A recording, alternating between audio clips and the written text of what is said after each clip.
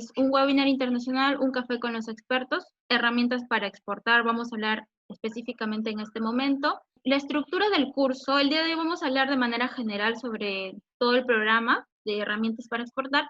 Sin embargo, tenemos de manera detallada los cursos que están contenidos o estructurados en 4 módulos. El módulo 1, que es un seminario internacional agroexportador, que se dan en 4 fechas, como pueden ver. Las fechas son programables, así que por ese lado no hay ningún problema.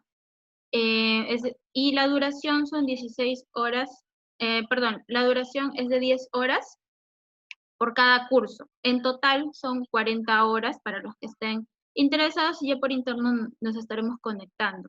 El siguiente seminario o módulo 2 consta de seminarios de gestión de cooperativas, que está integrado o que corresponde a todo este curso general de herramientas para exportar.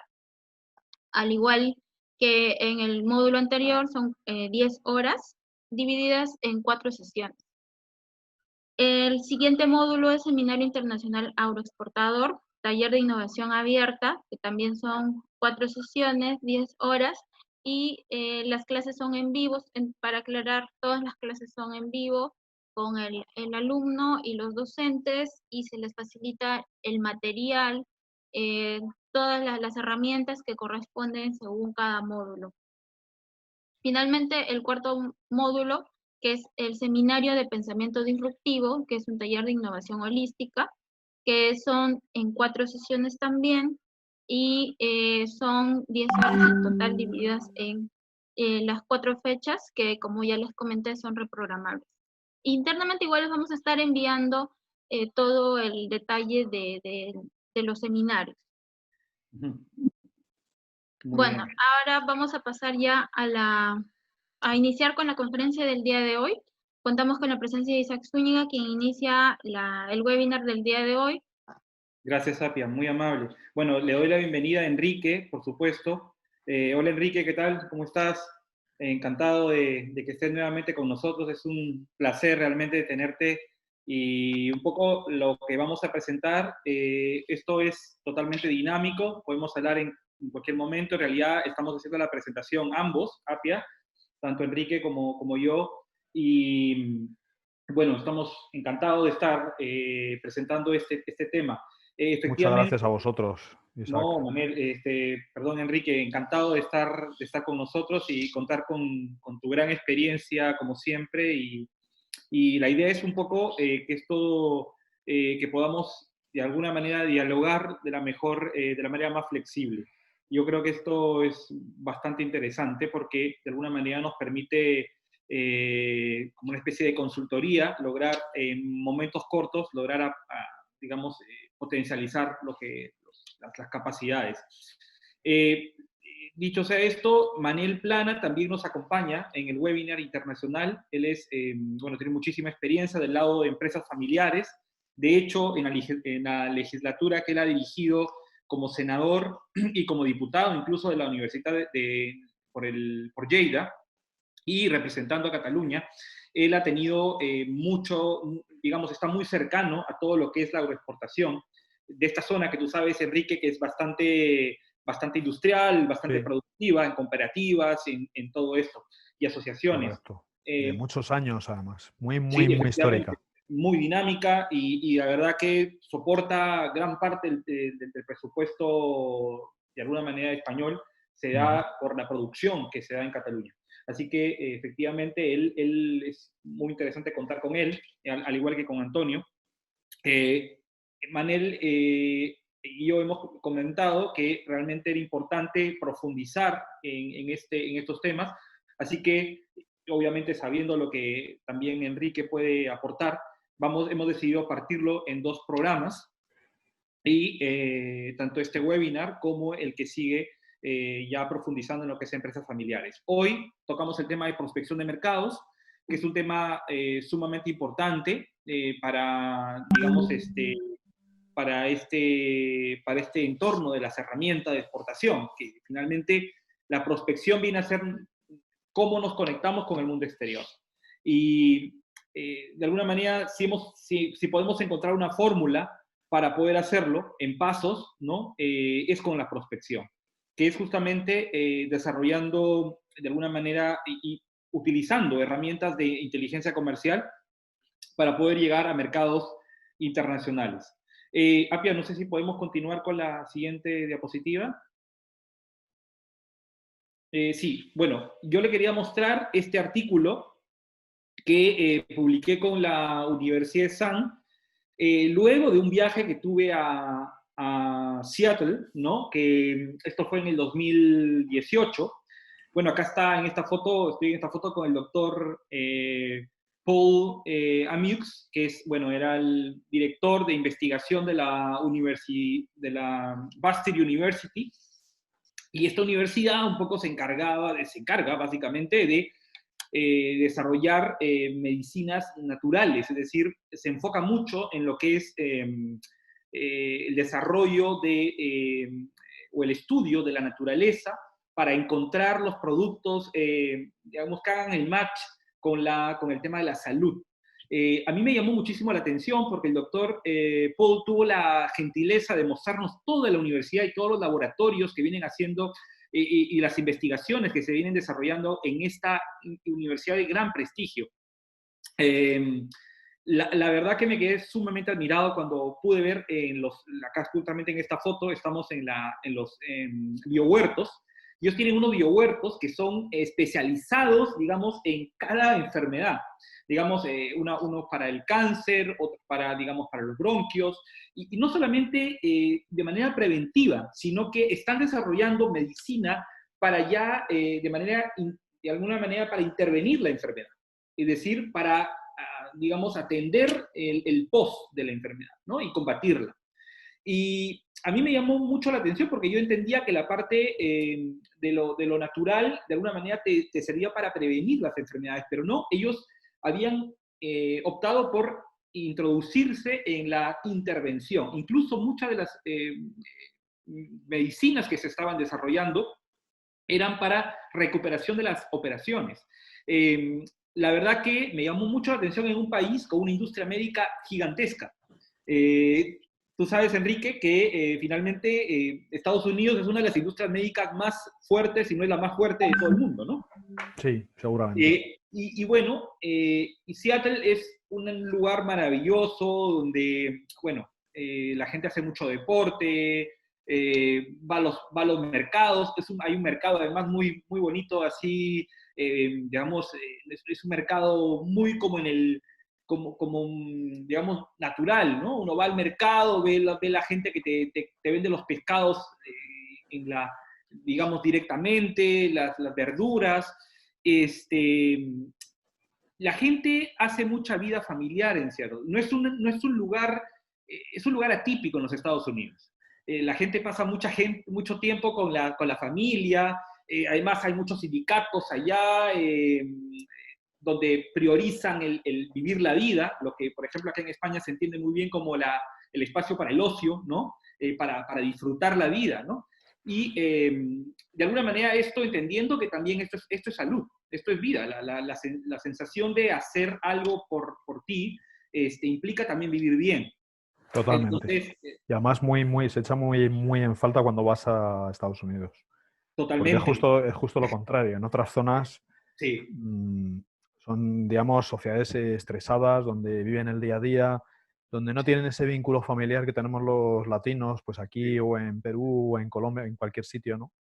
Sí, y está totalmente. Muy lejos. Y efectivamente, Seattle no tengo la oportunidad de conocerlo, sí conozco muchas ciudades americanas, sobre todo en el norte, donde precisamente hay mucha presencia de industrias farmacéuticas, como Pensilvania, por ejemplo. Sí. Y para que os hagáis una idea, pues hay algunas industrias farmacéuticas cuyos ingresos, pues prácticamente es el PIB de cualquier país de Latinoamérica. Totalmente. O sea, son ingresos millonarios a nivel mundial. Sí, tal cual. Entonces, realmente a mí me llamó mucho la atención, Enrique, porque yo veía un Estados Unidos diferente, uno que no había conocido. Bueno, había encontrado algo parecido en Chicago, donde la gente iba a los restaurantes también, ¿no? Pero... Probablemente por la presencia de italianos, a lo mejor. Probablemente, ¿no? Había muy buenos restaurantes. pero no es el típico Estados Unidos de las hamburguesas o de alguna manera de la vida rápida, estresante. Es un Estados Unidos donde la gente cocina, va a la casa, ¿no? Vive bien, hace deporte, toma mucho café. Llama a los padres, de vez en cuando llama a los padres por teléfono, ¿no? Y va a verles los fines de semana, ¿no? Sí, efectivamente, porque eso es salud, efectivamente. Y eso es lo que me decía Paul, el doctor Paul me decía, la salud no viene como consecuencia las enfermedades no vienen como consecuencia, no vienen porque sí, vienen porque existe una vida estresante. Entonces, Totalmente. se tiene que cambiar el tipo de vida para poder vivir bien, para poder tener más salud. Y Sí, esto a es mí hay muy una cosa cierto. que, perdona Isaac, hay una cosa que Sí, me llamó mucho la atención cuando fui en Estados Unidos, que me contaban compañeros que, por sí, ejemplo, la relación con los padres es como, no es una relación familiar realmente, o sea, es como, bueno, progenitores y ya a los 20 años me emancipo, me voy fuera no, es una forma y de verlo, sí. si me han pagado la universidad y lo que hago es contraer una deuda con mis padres, ¿no? Es decir, me han pagado la universidad, se han gastado $60.000 y el resto de mi vida tengo que devolverles esos $60.000. Algo que, por ejemplo, aquí en España es impensable. Es decir, tú tienes hijos y te sacrificas por ellos lo que haga falta y les pagas lo que haga falta y no lo Ujú. haces con el objetivo de generar una deuda, ¿no? Ni mucho menos. Es decir, no hay Sí. deuda ninguna, ¿no? Sí, bueno, definitivamente hay toda una cultura atrás de esto, principios. Tendríamos que en Mm. realidad encontrar patrones neuronales ahí de forma de pensar y todo esto. Sí. Sería muy interesante incluso analizar estas diferencias de las formas de idiosincrasias que existen en cada zona. Pero en realidad, y más allá de la forma de pensar, realmente había una sensación en Seattle de vivir muy bien. Y es cuando vine y bueno, yo fui por una feria, también una feria que se da allá, que se llama SCA, que es la Specialty Coffee, que se da en todos los lugares de Estados Unidos cada año, organizada por Starbucks, que nace justamente en Seattle, y que curiosamente tiene el primer Starbucks frente a este mercado muy conocido, en esta Pink Avenue de Seattle. Y bueno, a partir de ahí desarrollé un artículo para ESAM, para la Universidad de ESAM, está en este link que aparece en esta presentación, que le llamé Volver al Origen. Y le llamé Volver al Origen porque me di cuenta que dentro del laboratorio de esta universidad habían productos de diferentes partes del mundo, de la selva del Amazonas, de la selva de Brasil, de China, había mucho de Perú, y dije, Perú tiene, o sea, tiene o sea, en el Manu, por ejemplo, en la reserva del Manu, tiene plantas que incluso hasta en este momento no se han descubierto. Oh, Eh, es caramba, impresionante. Entonces, increíble. hay una riqueza, sí, hay una riqueza única, Enrique, ahí. Bueno, Entonces, yo he ido a Perú muchas veces, como sabes, y no me cabe ninguna duda de la riqueza que tiene. sí, sí, maravilloso. Entonces, yo creo que definitivamente hablaba del Perú como una despensa del mundo. Que en realidad, no solamente el Perú, probablemente otros países también que tienen selva y tienen recursos y tienen todo esto, pueden sentirse como despensa del mundo, porque los alimentos van a conectar justamente, dije en ese momento, no solamente con la parte de los sabores, que en esa parte, en ese momento de 2018 era muy importante, las cualidades organolépticas, sino también la Completamente. parte de la nutrición. O sea, lo que se llama el quality health, ¿no? O sea, la parte de la salud. Y es ahora, justamente, en este momento de COVID-19, donde las cosas ya estallaron de alguna manera, por así llamarlo, cuando cobra sentido el apuntar hacia ese nicho de mercado. Al desarrollar productos de grandes cualidades organolépticas, como los productos como el café, como el cacao, como, digamos, como el copoazú, por ejemplo, que es un producto, es como el limón, bueno, esto lo probé en Puerto Maldonado, te cuento, es un producto entre limón y guanábana, una cosa que Ujú. es delicioso. Fui a pedir unos helados, pensé que era de lúcuma, me dice, no, es de coco azul. Bueno, que es coco azul era el limón, ¿no? Con guanábana mezclado, una cosa así. Es un fruto que también está en la selva del Perú. Bueno, los productos en realidad van a tener una oportunidad hoy en el mundo si se apunta hacia el tema de cualidades organolépticas y por otro lado hacia el tema de salud. Y es justamente donde toqué esta macro tendencia, este artículo que lo publiqué en el 2018, bueno, con una nota de prensa, pero que a partir de ahí ya he desarrollado algunos artículos también de investigación que pienso publicar de alguna manera en lo sucesivo. Sí, muy bueno. Sí, a raíz de esta macro tendencia, Enrique, continúa, Papia, por favor, si puedes pasar al siguiente. He presentado también esta metodología que ya, bueno, les tengo que comentar, ha sido aceptado en el FSB, que es el World Sustainable Forum de Basel, en Suiza. Esto va a ser presentado el día 17 de septiembre, de manera online, porque no se hace de alguna manera, la parte física es un poco riesgosa, pero este congreso me ha recibido y me ha aprobado este paper, que es una comunicación donde presento justamente esta metodología, que es la metodología de prospección de mercado, donde de alguna manera resumo en 11 puntos en el artículo. Bueno, es un artículo que ya es bastante grande, pero de esos 11 yo he cogido los 5 más importantes, para no extendernos, por favor, y darle, por favor, la opción a Enrique a comentar y al tema virtual, que es sumamente importante. Dentro de este tema he tocado 5 puntos que son las macrotendencias, el análisis de las macrotendencias, que he comentado una de ellas, por ejemplo, volver al origen es una de ellas, el consumo orgánico es otra, la inteligencia artificial podría venir siendo otra, y así por el estilo, ¿no? Ese punto es clave para poder desarrollar innovación y prospección.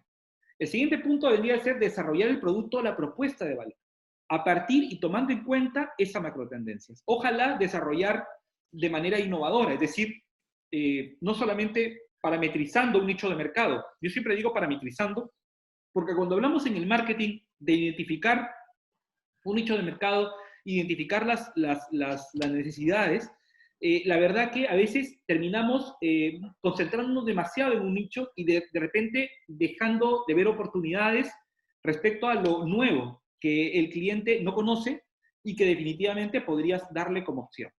Es justamente cuando se abre la opción de la innovación. Y es creo que donde debería apuntar al desarrollar el producto. Es con una filosofía innovadora, holística, disruptiva, para justamente conectar con las macrotendencias que te dirían el puente o el paraguas para poder explayarte en ese ambiente creativo, ¿no?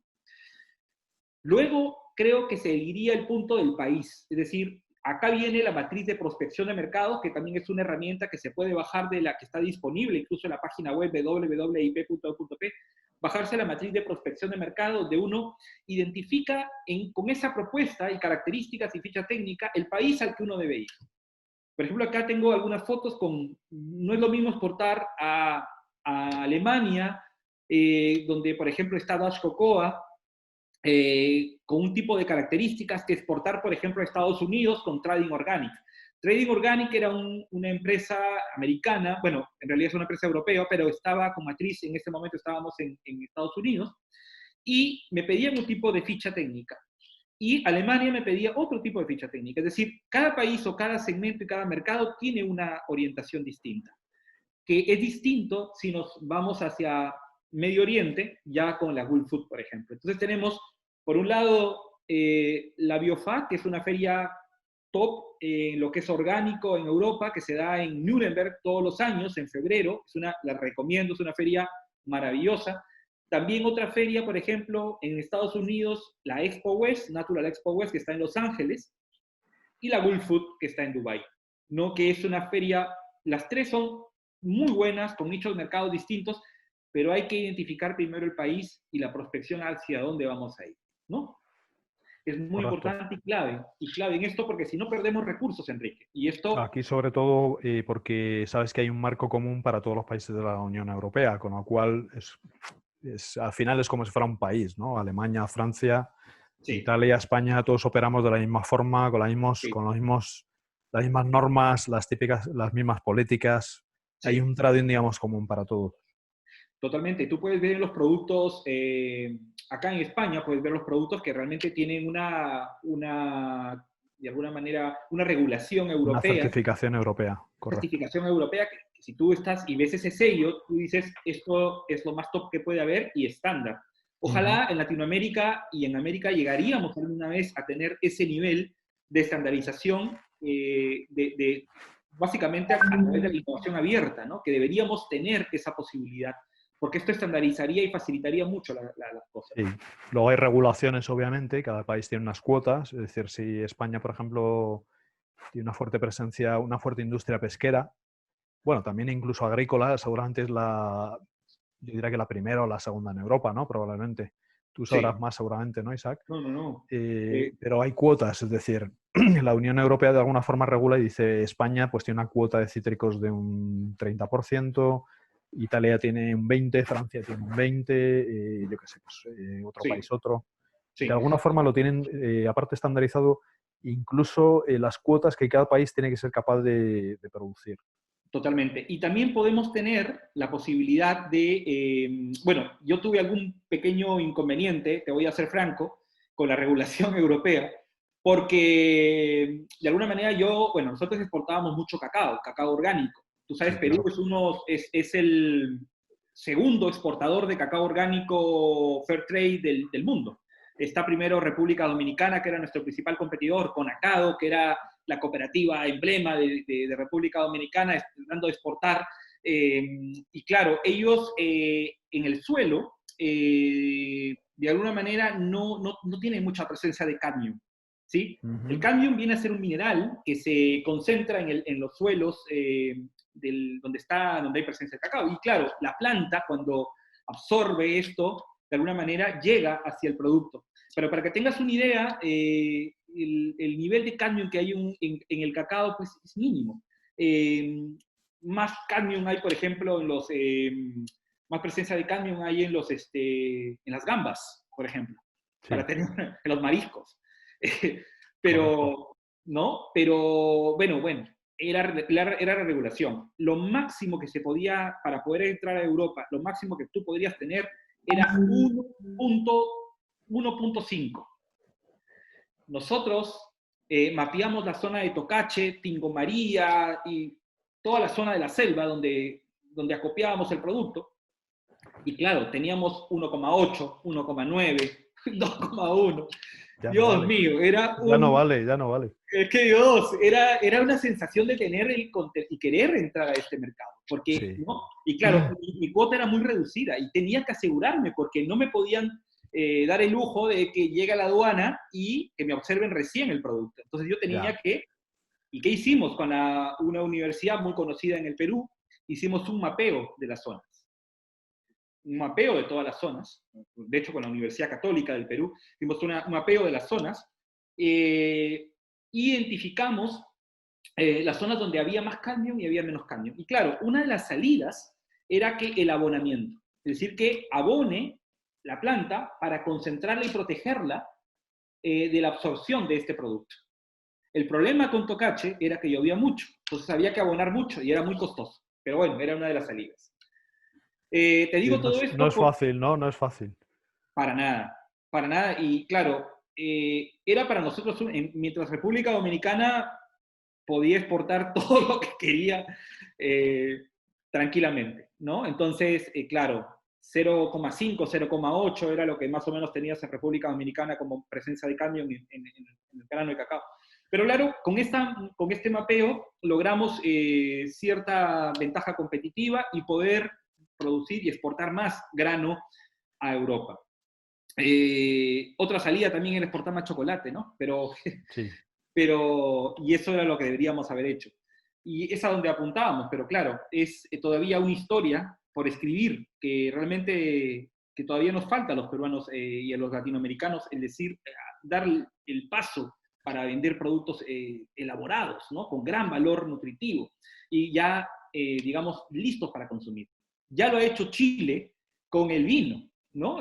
Chile realmente ha hecho un Sí. trabajo maravilloso, pero así impresionante con el tema del vino. Tú sabes que yo estaba una vez en Amberes, en Bélgica, tratando porque Barry Callebaut me había hecho una una observación sobre un contenedor, se había partido los granos y todo esto, entonces había que hacer un plumeo ahí en el puerto. Y después de hacer todo ese trabajo, que nunca pudimos enderezar, de hecho, sea de paso, al inventario este, estaba en la noche tratando de buscar salidas, así que, bueno, antes de dormir siempre me tomaba una copa de vino para que me dé un poco de sueño. Y me tomé una copa de vino y dije, ¿qué vino tan? No sé qué habrá pasado porque es vino delicioso. Así que dije, ¿de dónde será este vino? ¿Será de Bélgica, de España, de Francia? Entonces le dije al señor del bar, qué delicioso el vino. Me dijo, ¿le puedo mostrar la botella? Encantado. Me mostraba la botella, entonces comienzo a leer y decía, Chile. ¿Tú sabes cómo me sentí en ese, cómo me sentí en ese momento? Sin duda, sin duda. Dije, qué impresionante que ellos hayan podido traer un producto como este a Europa de tanto nivel, De ¿no? tan buena Entonces, calidad, sí, sí, totalmente de acuerdo. Yo destacado. que ahí me gusta de vez en cuando, ¿no? Entiendo algo de vino y tal, como buen español, ¿no? Sí, Porque sabes que aquí, pues, la cultura del vino es tremenda, ¿no? Y además desde hace muchísimos años, miles de años, ¿no? muy buenos vinos, sí. Sí, y yo diría que para mí en el ranking, pues seguramente el mejor el francés, ¿no? Pero seguramente ya ahí dudo entre el chileno e incluso el californiano y bueno, y seguramente ya después el italiano y el español, ¿no? Pero el Sí, chileno tiene una calidad realmente buena, ¿no? Cosa sí. que igual pues encontré también en Argentina, no de tan alto nivel, ¿no? Pero Ujú. también tiene buen vino. Y luego ya en el resto de Sudamérica no he encontrado. No hay una cultura de vino, Tal vez digamos, como... California, que está tratando de ingresar en ese mundo, ¿no? El mundo de California. Sí, sí, seguramente porque la mayoría de las bodegas en California son europeas, Sí, sobre todo españolas. sí, Tienen mucha presencia de bodegas españolas, ¿no? Que han sí. intentado de alguna forma darle esa presencia a un mercado que empieza de alguna forma a conocer el vino, ¿no? Porque los americanos no es una cultura de vino, es más de cerveza o de licores, ¿no? No tanto como nosotros, ¿no? Y Y pasa un ahora, poco en Perú y en otros países. sí, y hablando de España, la verdad que efectivamente acá los vinos son una de las cosas por las cuales me adoro España, es porque el vino también, aparte de ser un país maravilloso y con gente digamos, muy formada, muy educada, muy buena, es el tema aparte de una comida, una gastronomía impresionante, es el tema del vino. O sea, el vino es, en cada lugar puedes encontrar un vino distinto, Sí, sí, delicioso. sí, sí, Eh, completamente distinto además, claro. Sí, pero lo que he encontrado en el tema del vino es que el consumo de vino gradualmente ha ido bajando dentro de España, estadísticamente. Y claro, ahora España está Puede ser. viendo vender hacia afuera, o sea, tratar de sacar su producción Sí, claro, claro. de alguna manera hacia el exterior. Bueno, es Sí, que somos el primer productor de vino del mundo. O sea, producimos obviamente, mucho. Lo que pasa es que aquí no hay un mercado tan grande para consumirlo.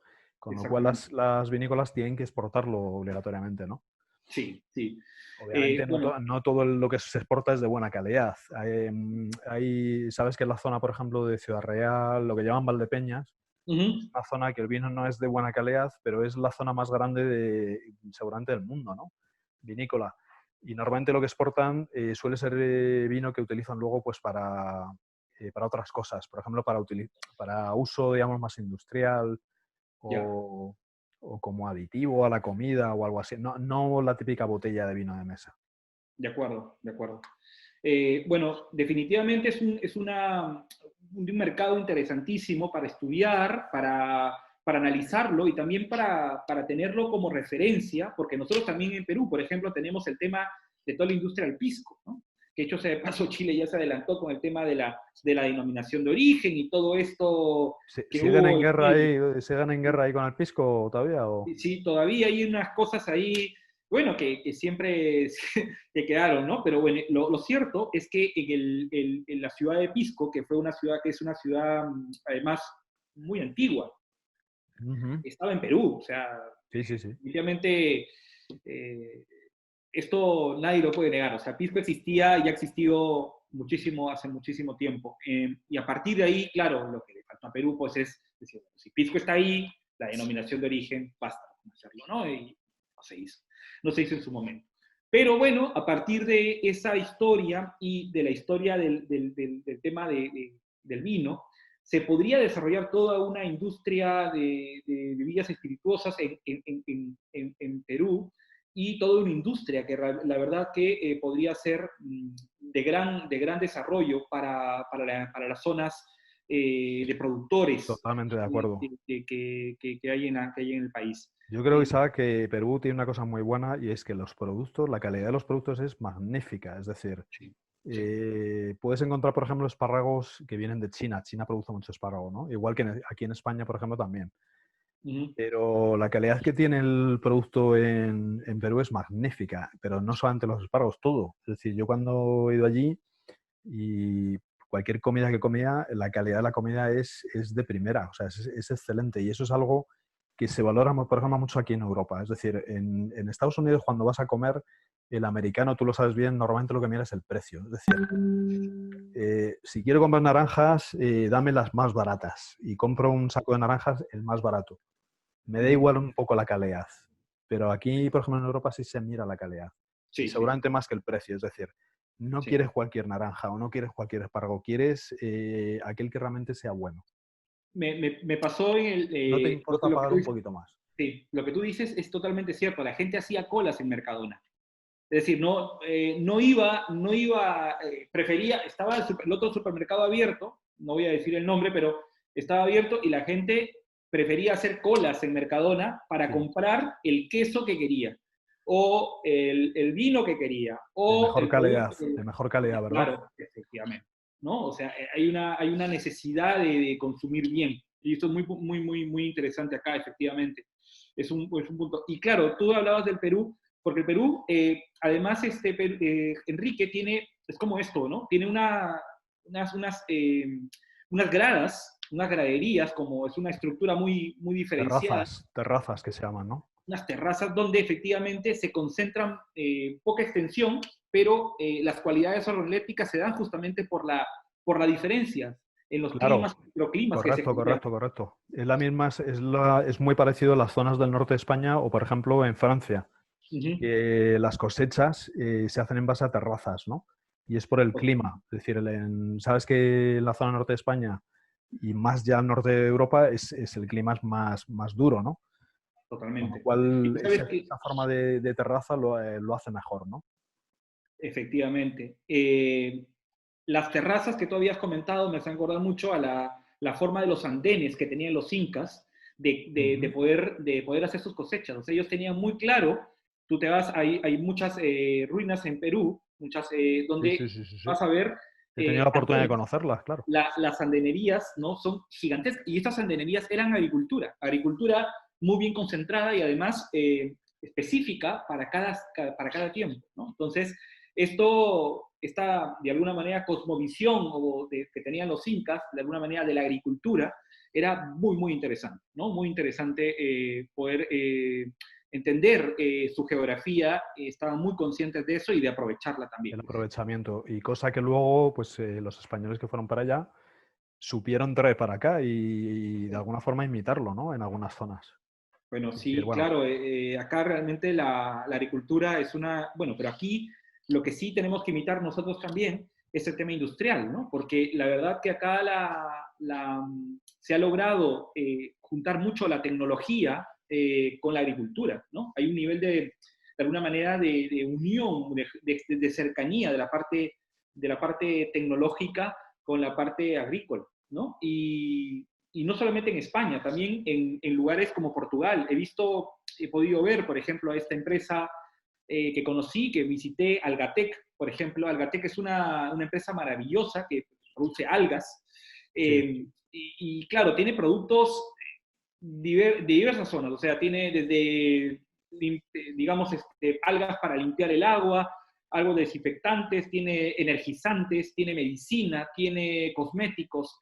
Es decir, ha desarrollado una cantidad impresionante de diferentes tipos de productos en base a las algas, ¿no?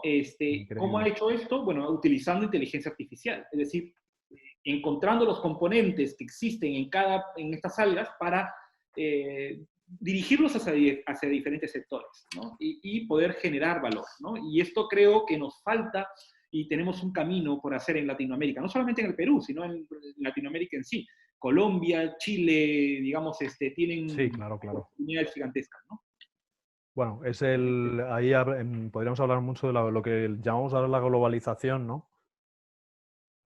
Y se trata básicamente de eso, de entrar en un mundo global en el cual sabemos aprovechar lo que tienen otros, lo que otros hacen bien, pero de alguna forma también a modo de intercambio decir, bueno, y yo también hago cosas bien, con lo cual aprovechate tú también de mí. Sí, Una forma de intercambio, ¿no? De eso se trata la globalización. totalmente. Totalmente. Y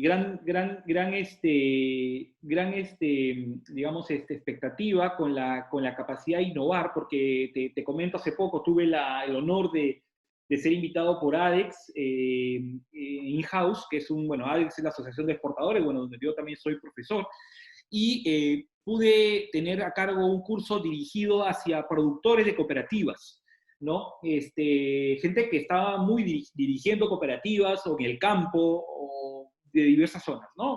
Algunos, digamos, de diferentes sectores, de la zona de Puno, de la zona de Cusco, de Tingo María, es decir, habían de diferentes partes del Perú.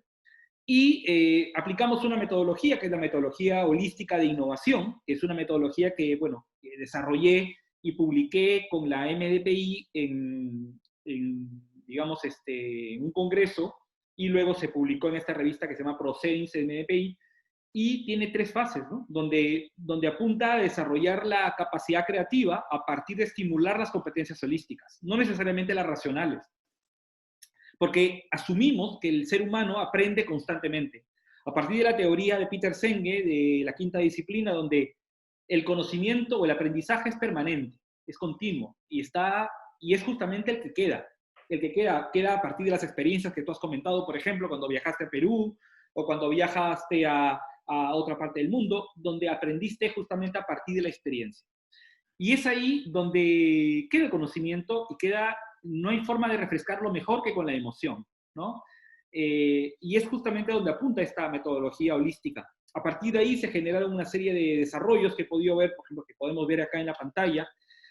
Moisés Durán generó un desarrollo a partir de una especie de barra energética de cacao, muy interesante, ¿no? Todo a mano alzada. Primero desarrolló la idea, luego la pudo desplazar. Esta es una especie me dijo, esta es una especie de barra para breaks que se podía conectar para los breaks en Estados Unidos. Ya desarrolló toda la prospección.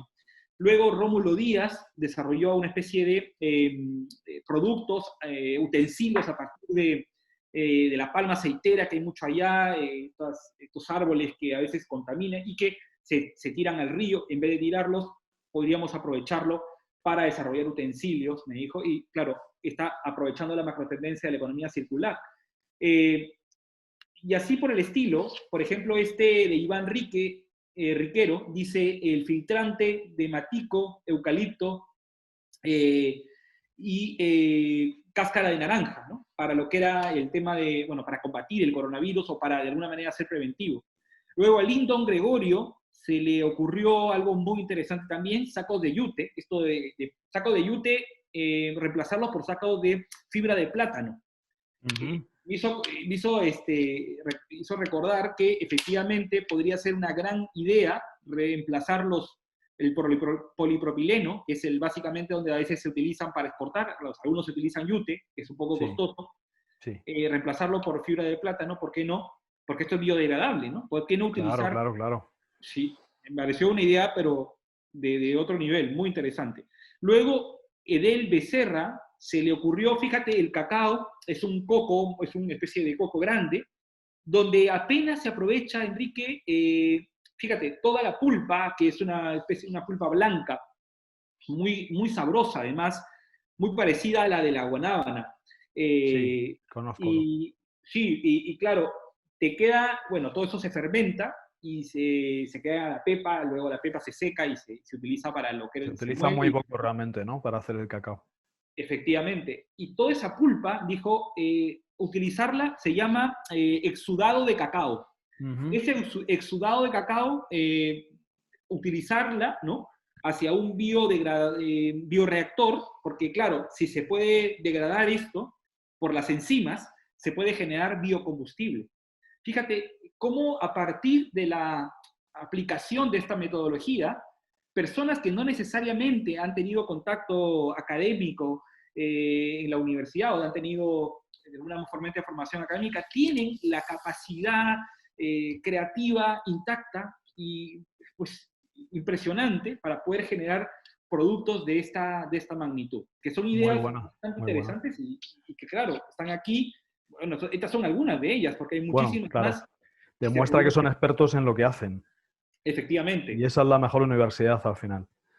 Totalmente, totalmente. A partir de lo que uno tiene como experiencia, efectivamente. Entonces, claro, en el Canvas, que no es una cosa que la materialización, he cogido, por ejemplo, una de ellas, que es la barra energética, y este Canvas es un poco diferente, ¿no?, el que planteamos nosotros en Escuela de Innovadores, porque asocia o une las macrotendencias, que no necesariamente el Canvas común las recompone. Entonces planteamos el por qué, como una pregunta donde nace el Canvas, y ahí mencionamos que Rómulo pudo identificar que el consumo energético saludable, que era una de las macrotendencias que a él le interesaban, también mejorar la vida de los productores, porque iban a poder aprovechar, digamos, de alguna manera los productos que no se exportaban en el tema del cacao, o granos partidos, por ejemplo, para lo que era esta barra energética, con incluso cascarilla, que a veces no se podía exportar. Luego, ¿hacia qué segmento se dirigía en el 2 o para quién? Es orientado al mercado europeo, americano y nacional. Clientes deportistas, ¿no?, que buscaban una dieta nutritiva, orgánica y de rápido acceso. Estudiantes que necesitan una barra energética para suplir su alimentación. Trabajadores que no tienen mucho tiempo para el desayuno o para la lonchera de los niños. Fíjate cómo pudo estructurar su modelo de negocio identificando. Luego el canal, ¿no?, el canal que era redes de mercadeo, tiendas asociadas. Y el 4 era la relación con los clientes. Cómo iba a estar en relación con sus clientes a través de blogs, ¿no?, donde le iba a poder contactar a nivel virtual de las características de nutrición que tiene el cacao como aspecto nutritivo. Ya en la parte de la estructura de costos se identificó en un costeo, porque hizo un costeo de todo este proyecto, como 2 soles a nivel de costo unitario, como precio 2 soles para poder venderlo. Creo que yo se podría vender esto tranquilamente. He podido hacer unos mapeos y ahí está en $3, algunas barritas en 1.5. En Estados Unidos he visto algunas de ellas. Sí, claro. Razonable, bastante razonable. Sí, 2 soles es menos de un dólar, menos de €1, claro, por supuesto. Estamos hablando de 0.50 euros aproximadamente. Y en costos estábamos hablando de 1.67 soles, que no es ni 50 céntimos de euro. Entonces, claro, acá encontramos una posibilidad de negocio muy sencilla, ¿no?, que se podría desarrollar. Luego el cómo, recursos importantes, el grano de cacao, selecto, certificado, la mano de obra especializada, las certificaciones, él había entendido esto. También en el punto 7, encontrar ferias importantes, como Expo Alimentaria, que es una feria importante allá en Perú, que es una de las ferias de alimentos más grandes del Perú, que organiza ADEX todos los años. Había identificado también la feria de Expo West, como en Los Ángeles, y la Expo Amazónica, que es una feria interna en la selva del Perú, que se desarrolla todos los años, como para testear este producto. Luego el punto 8, clientes con hábitos saludables de consumo. Había identificado quiénes eran los grupos de interés más interesados en desarrollar esto. Bueno, los clientes, también las municipalidades, los productores, las empresas financieras. En las empresas financieras había que tomar un punto muy clave, que es que el financiamiento de la agroexportación en el Perú tiene una posibilidad enorme. Y te digo enorme porque las mayores financieras que, de alguna manera, que ayudan a las cooperativas son financieras sociales. Fíjate, yo conocí muchas de ellas, como por ejemplo Oikocredit. Yo con Oikocredit trabajaba muchísimo. Es una financiera que está en Austria, Alemania, en muchas partes de Europa. Y ellos financian el 70% o el 80% del contrato. Es decir, si yo tengo un contrato con Barry Callebaut, o me financian con ese contrato el 80% para la campaña, para que yo compre. Compro, acopio el grano, produzco, exporto y les devuelvo el 80% que me han prestado. O sea que para exportar simplemente había que traerles un buen contrato de una empresa seria, ¿no? Una empresa Ciranda, Barry Callebaut, no sé, clientes de GEPA, por ejemplo. Entonces, y además tenían una red de clientes en el mundo, de cada sector, muy mapeados. Por ejemplo, con ellos visité una empresa que se llama ESA, EZA, para que me entiendas, porque por la Z yo no pronuncio bien la Z. EZA. ¿No? Ya está. Y esta empresa se encuentra en Alemania y tiene unas tiendas impresionantes de productos, digamos, directamente. O sea, compra a los productores, nunca compra a traders. Ya. Y está conectada con Oiko Credit, ¿no? Y también GEPA también es una empresa alemana que compra directamente a las cooperativas. Entonces, claro, si tú tienes financieras sociales como Oiko Credit, empresas como las que acabo de comentar, como GEPA y como ESA, ¿no? Que te van a comprar, pues cierras la cadena, ¿no? Y tienes las posibilidades para que productores como ellos puedan fortalecerse y exportar de manera directa, que es ahora lo que tienen como tendencia las agroexportadoras. No solamente financieras como Ecocredit, sino también está Share Interest, por ejemplo, que fui también parte de su consejo consultivo, que es una financiera inglesa, Root Capital, que también es una empresa social, que también está en Perú, bueno, también internacional, pero que también tiene presencia en Perú. El banco Triodos Bank, que es un banco muy conocido, también tiene una banca social. Rabobank, que está en Holanda, que es una... Muy conocido también. Muy conocido. Entonces, hay una banca internacional que nos permite a los productores, de alguna manera, tener acceso a créditos del 10%, del 15%, que financia contra contratos y que no necesita la garantía física para poder exportar, ¿no? Entonces, es interesante, ellos pudieron hacer este mapeo y poder tener acceso. Entonces, la prospección con la innovación creo que se enganchan muy bien, ¿no? Continuamos, Apia. Bueno, luego, finalmente, tengo este mapeo rápido, que es el timing de cómo se exporta. Si tú tienes, primero, un contacto con el cliente, estamos hablando de... Fíjate, en el timing es tan importante el ciclo del negocio, es decir, cuántos días te demoras desde que te contactan hasta que logras exportar y cobrar. Y claro, la idea es que en toda esta cadena logres disminuir los tiempos al máximo para lograr, obviamente, ser más productivo. En la medida que tú logras tener menos tiempos en poder recuperar este dinero y pagarle a la financiera que te dio el dinero para poder financiar la compra del grano, vas a tener la posibilidad de tener mayor rentabilidad. Es decir, yo contacto al cliente, 7 días aproximadamente, envío la aceptación con una muestra, ¿no?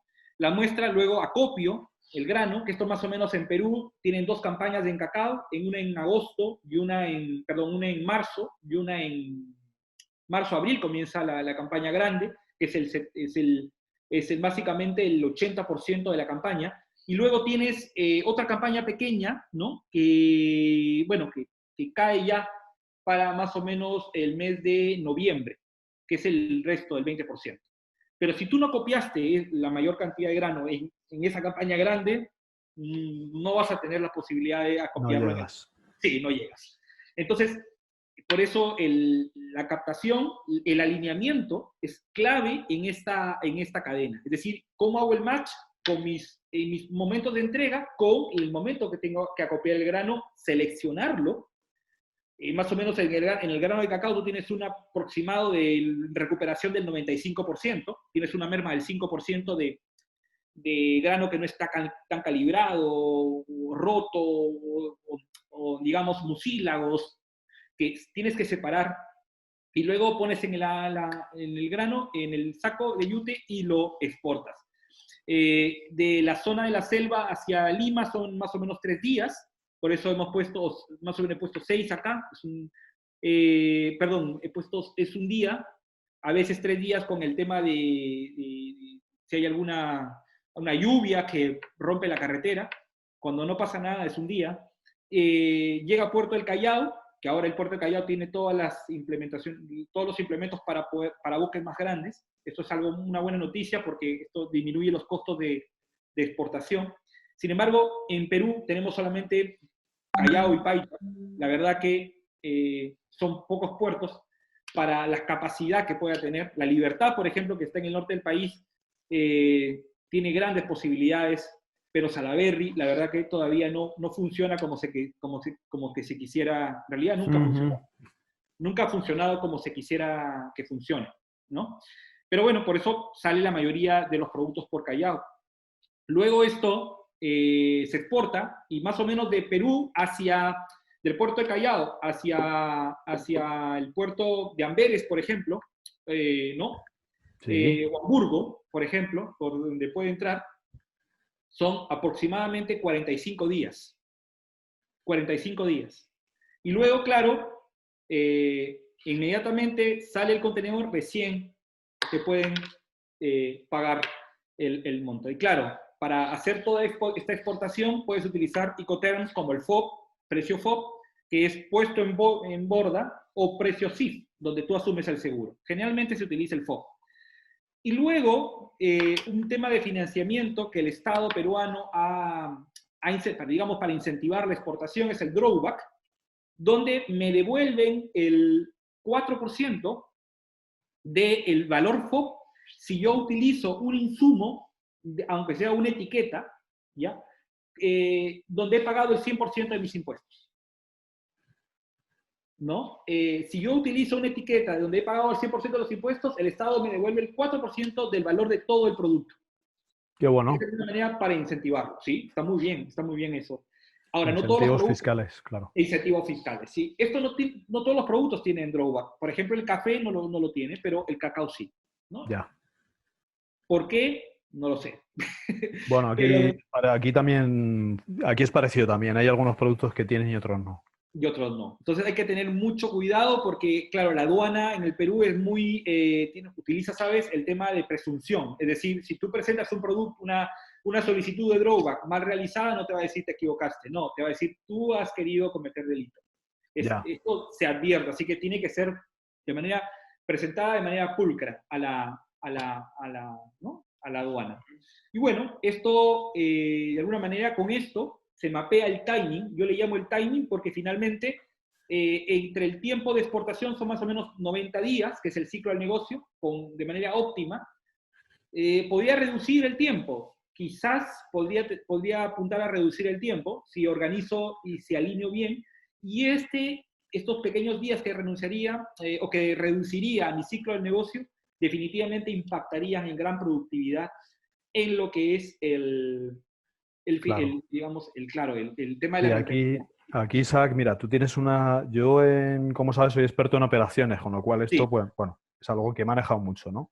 sí. Aquí lo usamos mucho en España, en Europa, y lo Uh-huh. llamamos Service Level Agreement, SLA, porque es algo que se utiliza mucho. Es decir, yo puedo hacer cosas y tengo que medir qué hago, qué cantidad hago, pero también tengo que medir de qué forma lo hago y con qué calidad, ¿vale? Son, digamos, de alguna forma es como una balanza que tiene tres patas. Es decir, De cuánto acuerdo. puedo hacer, de qué calidad lo puedo hacer, ¿vale? Y en Uh-huh. cuánto tiempo soy capaz de hacerlo, ¿vale? Y es una Interesante. balanza que tiene que estar equilibrada, es decir, no puedes hacer mucho si es de mala calidad porque te lo comes, no lo vendes. Y de la otra forma, tampoco puedes hacer poco, pero de mucha calidad, porque claro, se lo comen muy pocos, con lo cual tampoco llegas a ningún sitio, ¿vale? De Y acuerdo. esto es muy importante porque si tú trazas un SLA, que sería pues un end-to-end, es decir, desde que le doy la Uh-huh. mano o hago el contrato Uh-huh. hasta que el barco llega a Amberes o donde sea, ¿no? Sí, Y lo está desembarcando, si tengo un SLA total de 90 días, uh-huh. ¿cómo puedo ir reduciendo en cada una de las estaciones que componen esa cadena? Que De tú aquí acuerdo. has identificado 7. Se trata de eso, es decir, ¿cómo quiero reducir plazos? Tengo que ir mirando una a una. De tal forma que en una, por ejemplo, en lo que es el transporte en barco, puedo Uh-huh. optimizar y decir, bueno, pues si dispongo de barcos que corran más o que crucen el canal de Panamá más rápido, puedo ganar días, ¿vale? O si utilizo, por ejemplo, camiones, o en lugar de camiones utilizo trenes, voy a ganar 2 días. Y Tienes puedo que ir negociar. viendo en cada parte de la cadena cómo puedes ir reduciendo los tiempos. Y claro, y puedo negociar también consolidados dentro, por ejemplo, dentro de las líneas navieras, ¿no? Para poder encontrar espacios más baratos, Efectivamente. y salidas mucho más frecuentes, ¿no? Porque Sí, de alguna manera las rutas también. claro. Yo, por Eh, ejemplo, con mis proveedores manejo, de hecho, este tipo de acuerdos y lo tengo en contrato. Es decir, yo tengo proveedores que me hacen páginas web, por ejemplo, ¿no? Y tienen de acuerdo, establecido que tienen que tardar en hacerlo 3 días hábiles. 3 días hábiles me refiero, quitamos fiestas, o sea, feriados y fines de semana. de acuerdo. Si en el conglomerado del año has tardado más, de promedio has tardado, en lugar de 3 días, has tardado 4 días, te voy a penalizar, ¿vale? Pero si has tardado menos, en lugar de 3 días has tardado 2 días, Ujú, te voy a dar un bonus o te voy a bajar el precio. ujú, Entonces se trata mucho de eso y es algo que aquí en Europa se usa mucho. de De tal acuerdo. forma que tú puedas negociar contratos. Es decir, puedes producir el mejor cacao del mundo, pero si no eres capaz de entregarlo en un En el tiempo, plazo, no me sirve de nada. totalmente de acuerdo. Totalmente de acuerdo. Es que, claro, para tú evaluar calidad, efectivamente, tienes que ver las dos características, el precio y la calidad. Eso es lo que nosotros hacíamos, lo que nosotros hacíamos con el café. Recuerdo que mucho en alguna feria que participé en SCA, ver, haber visto el stand de Perú para mí solo. Es que era totalmente libre. No habían muchos gerentes por ahí y entonces yo aproveché y decía, qué raro, ¿dónde estaban todos? Y claro, algunos de ellos habían incumplido el Ya. tema de los tiempos. Claro, claro, ¿De claro, acuerdo? claro. Entonces, yo aprovechaba porque nosotros, mira, si teníamos que enviar un contenedor de café era cuando estábamos totalmente seguros. Para que tengas una idea, eh, recuerdo mucho el tema de la roya.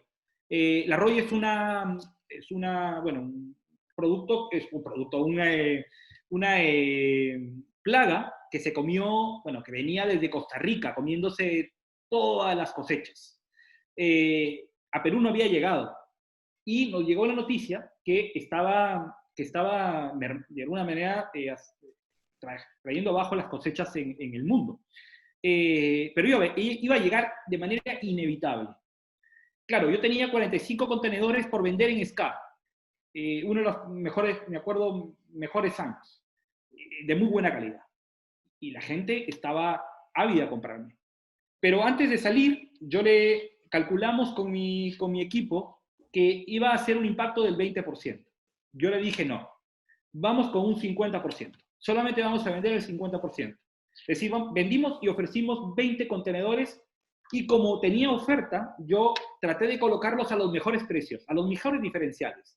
Me acuerdo mucho, precio abierto más 45, precio abierto más 50, más 50 sobre el diferencial de precio y bolsa. O sea, en el cacao se vende el precio abierto en Nueva York más un diferencial. Perú, para que tengas una idea, antes de los 80 estaba en $20 la libra.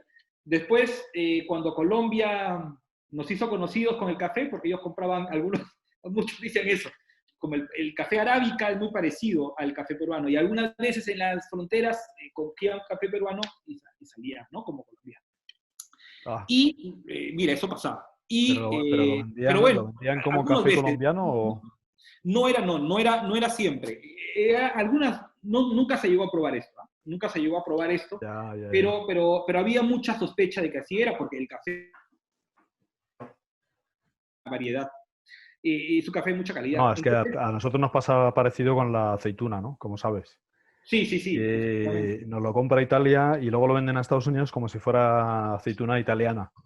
Los americanos dicen, uy, qué aceite de oliva más, de qué buena calidad es el aceite de oliva italiano, ¿no? Y realmente Ya es... está. Bueno, muy, muy parecido a ese caso, Enrique. Pero en el caso de Perú,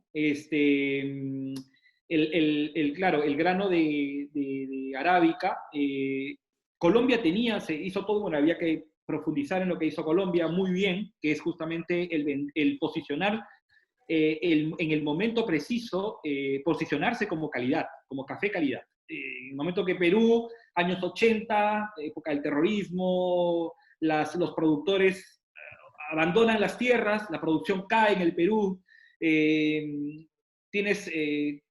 queda Colombia sola, prácticamente, con café arábica, y si tú comparas café arábica con café robusta que vende Brasil, o sea, el sabor es mucho más fuerte en el arábica. Entonces, Colombia aprovechó muy bien, claro, aunque ellos tuvieron un problema de plagas y todo, no era el problema del terrorismo, no era un problema de esto. Entonces, primero vendieron las fincas, vendieron todo esto y desarrollaron marca. Juan Valdez justamente nace a partir de una estrategia de la Junta Nacional del Café por posicionar justamente el café colombiano como calidad. Lo hace, lo llega a hacer, y claro, Estados Unidos, su principal comprador, asocia hasta ahora calidad, café, Colombia. Bueno, y claro, a partir de ahí los diferenciales de Colombia son mucho más altos, totalmente entendible. O sea, sobre todo la Starbucks, ¿no? Sí, bueno, en el Starbucks hay que, mira, ahí Colombia hizo algo mucho más inteligente. Ellos, para poder venderles a café colombiano 100%, lo que hicieron fue, a los tostadores le dieron un incentivo. O sea, los que tostaban el café en Estados Unidos le dieron un incentivo para que compren café colombiano. Y muchos de ellos compraron y tostaron 100% café colombiano. Es en ese momento cuando Estados Unidos logra sentir la diferencia entre totalmente 100% colombiano, de un blend. Porque lo que vende Starbucks es un blend. O sea, sí, mezcla muchos orígenes. Y claro, pero para regresar al tema, nosotros, claro, nos hicimos conocidos y todo esto, y luego, ya en ese momento que Perú comenzaba a tener buen nombre, ganamos un concurso, me acuerdo, en Houston, en una feria en el SCA, yo estaba ahí, y una cooperativa gana el concurso de café peruano. Perú gana el concurso y todo, y va inmediatamente, yo iba con una expectativa de $20, de más $20 la libra, y automáticamente ganó Perú. Al momento de negociar, comencé a vender a 45. Y la gente me comenzó a aceptar. Entonces, yo me acuerdo mucho, al gerente de esta cooperativa lo felicito, le di un abrazo gigantesco y le dije, oye, muchas gracias, ¿no? Y me dice, ¿pero por qué me agradeces? Y le dije, porque gracias a ti he vendido a $45 el quintal. Y me dice, ¿en serio? No, estás exagerando. No, le digo, sí, mira, te enseño. Y no sé por qué me quedó mirando y se dio media vuelta y me dijo, no te creo, y se fue. Yo no sé si a él vendió a esos precios, pero te digo que hay que aprovechar el nombre. Cuando gana el Perú, es que gana la expectativa de marca, ¿no? Entonces, hay que trabajar mucho el tema de vender el país como conjunto. Sí. Y la expectativa de valoración es muy importante para vender una marca, para vender los diferenciales. Bueno, te decía de que no encontré a nadie en el stand porque estaban, bueno, con problemas algunos de ellos, no todos, y me enteré de esto porque muchos de los compradores me contaron este tema. Y le dije, bueno, yo tengo 45 contenedores para venderte, pero entonces, véndeme. Bueno, fíjate, ellos también tienen la culpa. Véndeme. No, le digo, porque si te vendo y no te entrego, tú me vas a comprar a mí un castigo, porque está en el contrato. Te voy a quedar mal y además te voy a incumplir.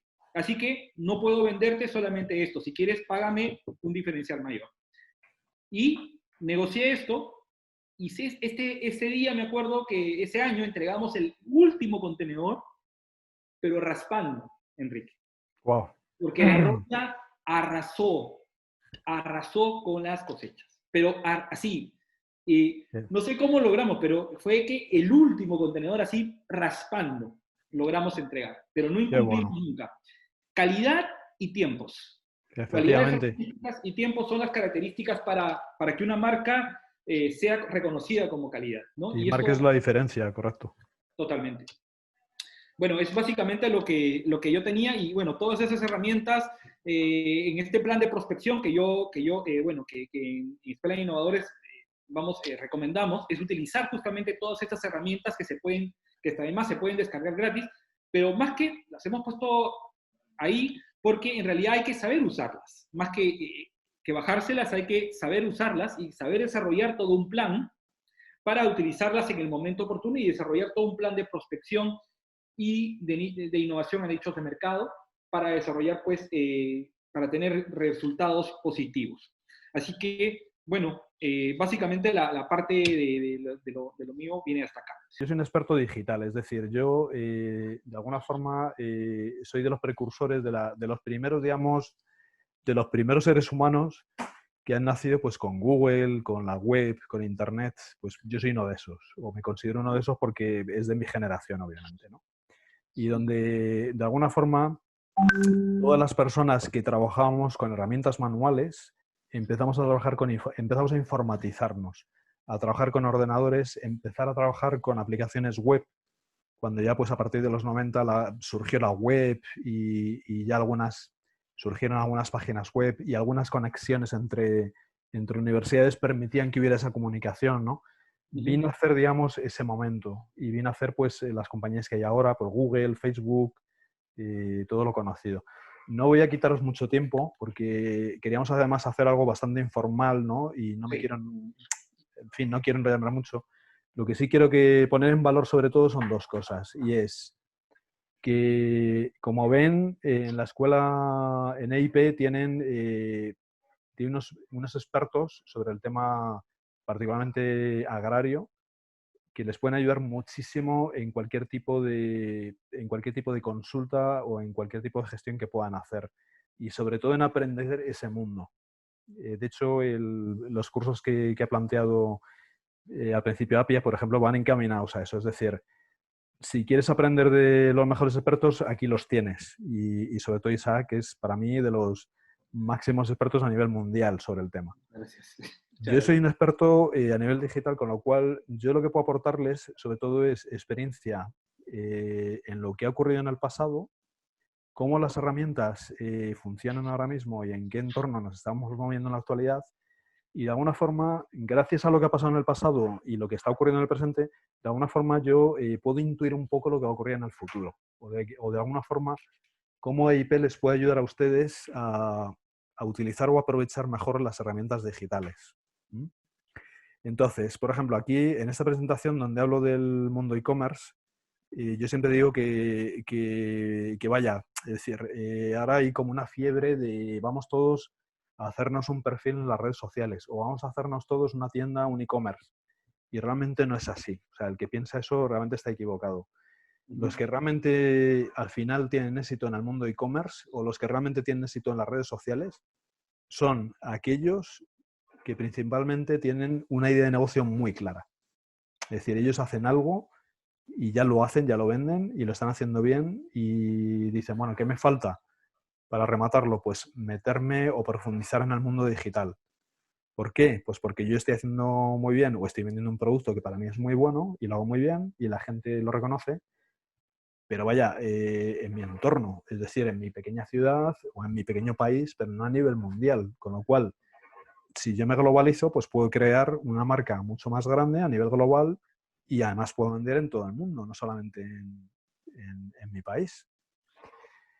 En EIP pueden aprender esas técnicas, pero además lo que son las regulaciones. Es decir, el mundo e-commerce tiene muchas regulaciones a nivel de términos legales, es decir, qué puedo vender, cómo tengo que anunciarlo, qué tipo de documentos legales tengo que colocar en mi tienda para que de alguna forma cumpla esos requisitos que me imponen los gobiernos, sobre todo qué garantías puedo ofrecer al público y cómo puedo cumplirlas y cómo puedo de alguna forma cubrirme las espaldas cuando alguien pues, quiera poner una reclamación o si tiene algún tipo de incumplimiento, cómo puedo resarcir al consumidor. Es esa parte que quizás aquí no ven. Ustedes se pueden hacer una tienda de lo que vendan, pero tienen que cubrir pues, requisitos legales, el mundo de la logística, es decir, cómo iban a ser los productos, con qué garantías, etcétera, ¿vale?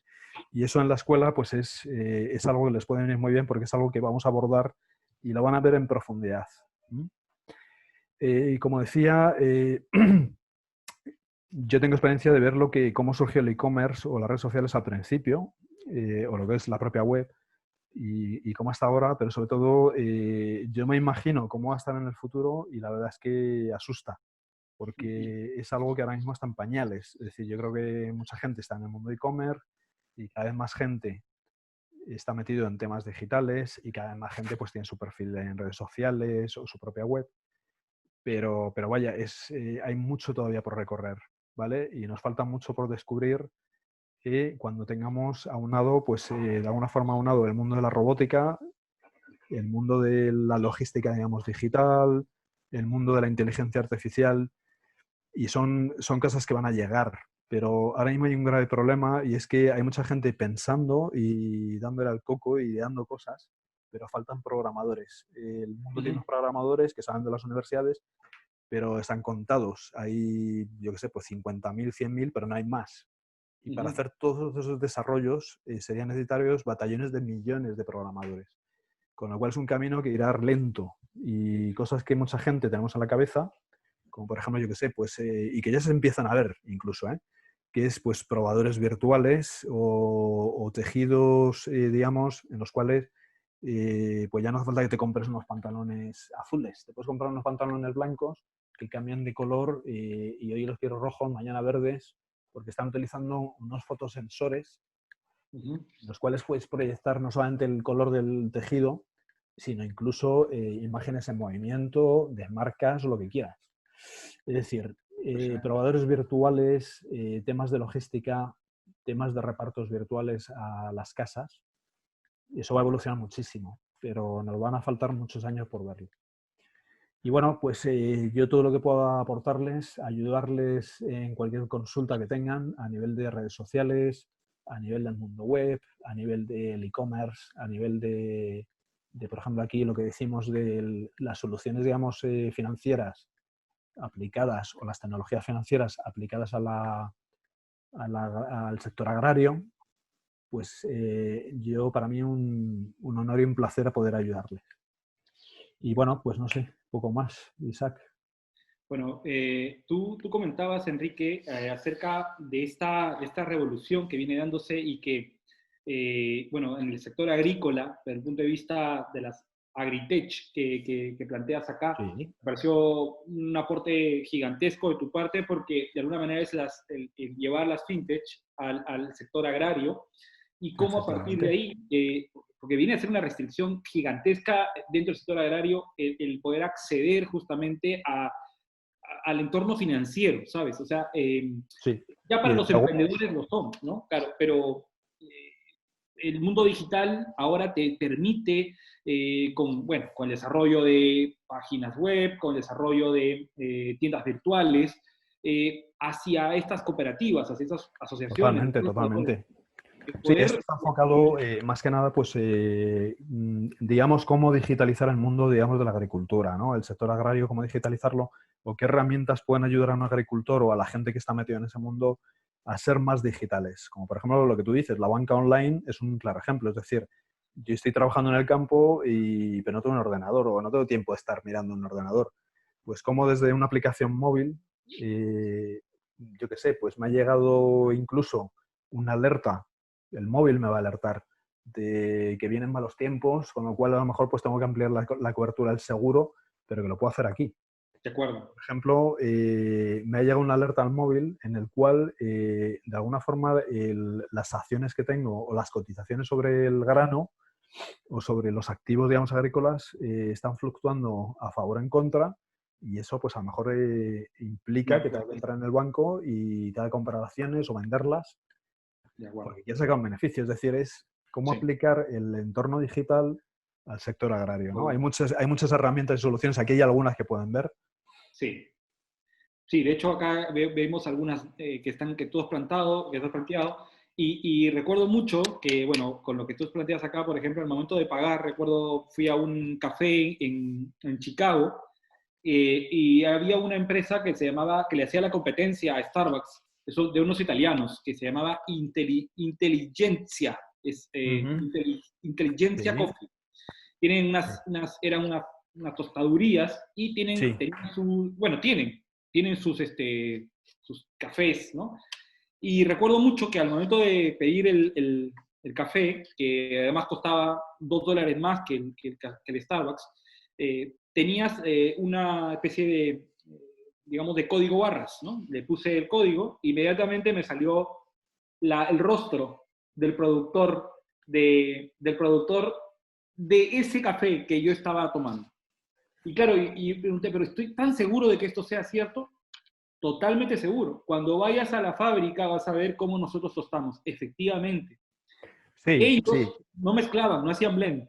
Ellos, si yo estaba tomando en su cafetería, yo podía ver al productor y eso se llama la geolocalización, ¿no?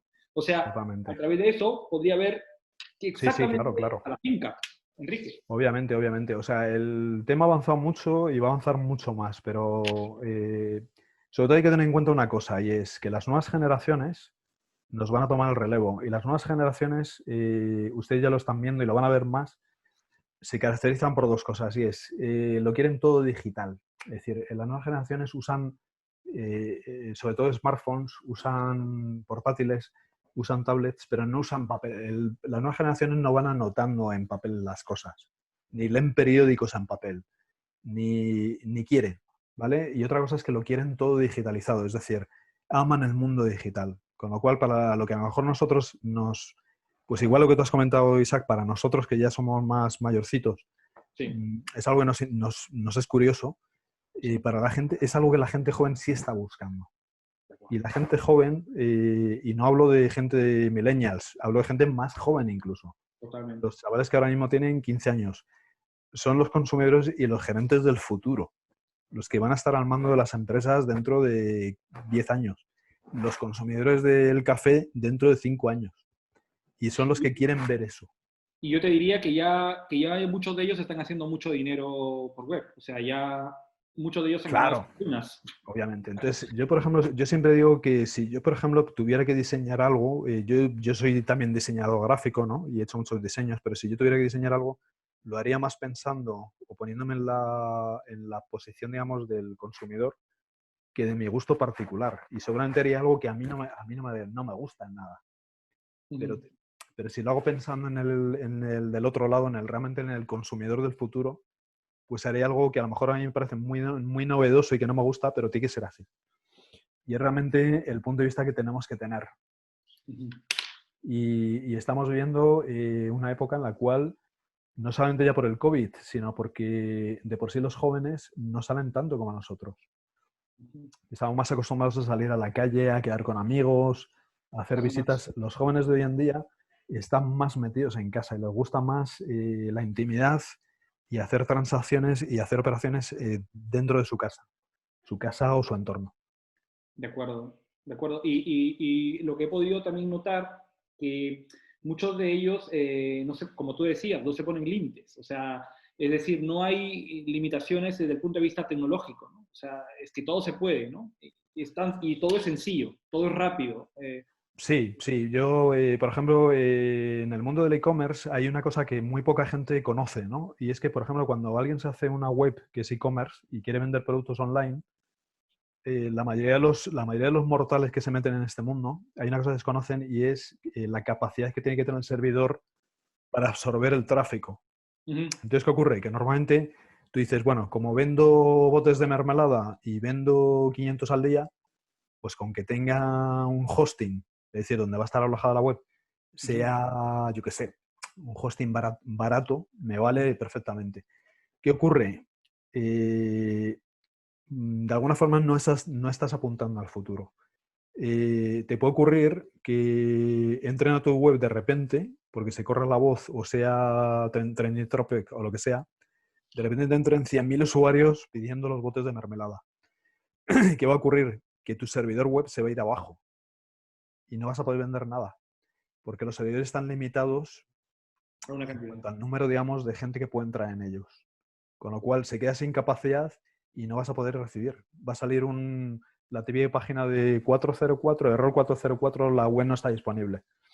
Entonces son muchas cosas que uno tiene que tener en cuenta. Y prever, Y, ¿verdad? Bueno, tú comentabas hacer las cosas sencillas. O sea, y me gustó mucho cuando comenzaste con tu presentación porque comentaste, eh, si uno quiere vender en el tema de la web, tienes que vender las cosas, ya tienes que hacerlo bien, pero ya tienes que haber conceptualizado de manera sencilla lo que quieres hacer, porque muchos de nosotros cuando queremos vender en web queremos meter todo ahí y la forma de comunicar muchas veces es muy importante. Entonces, hay un concepto que en web es el interfaz. ¿no? O sea, la capacidad de conexión del ser humano con la computadora. Sí, totalmente. Son segundos, ¿no?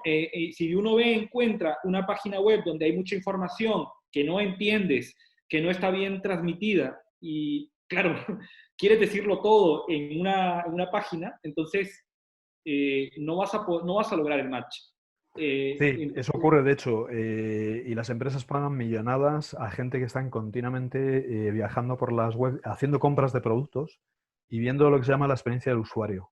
Porque hoy en día básicamente es uno de los principales problemas, y es que para comprar un producto tienes que dar muchísimos pasos y seguramente incluso en algunos ir para atrás, ir para adelante, ir para atrás y para adelante, y eso es lo que mata el comercio electrónico. Si haces una web, tiene que ser lo más simple posible, en la cual tú des una información relevante del producto, lo que vale, y seguramente en el siguiente paso, una vez que lo has añadido al carro de la compra, puedas ver lo que te va a costar el envío, lo que vas a pagar realmente, veas que realmente estás hablando de un sitio seguro, que ofrece seguridad, que tiene certificado HTTPS de seguridad, que tiene incluso certificaciones para pago electrónico, y ya está. No se trata nada más. Si tú en esos pasos que vas dando cuando vas a comprar algo, obligas a la gente a ir para atrás o no tienen toda la información disponible en ese momento, al final no van a comprar. Al final se van a otro sitio. De acuerdo. Ir a esa Y también la posibilidad leía el otro día en un artículo de neurociencia, bueno, de neuroeconomía, es básicamente lo que es la neurociencia, pero enfocada a lo que era la neuroeconomía, que es básicamente por donde me estoy metiendo en las investigaciones.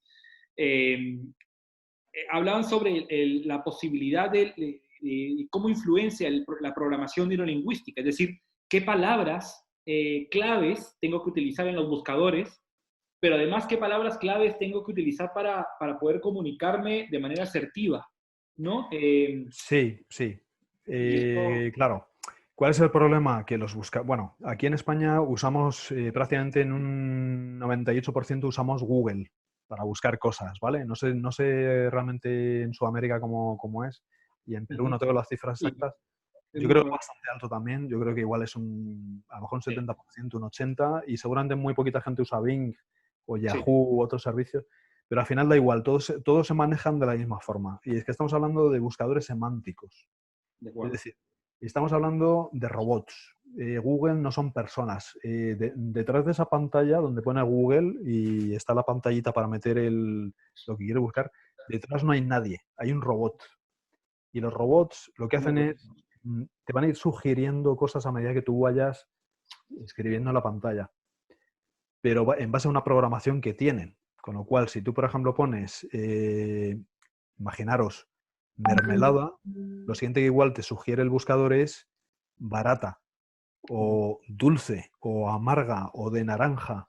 ¿Y por qué? Pues lo hacen en base a las búsquedas que la gente está haciendo. Es decir, el buscador funciona ni más ni menos que por las búsquedas que haya en la red.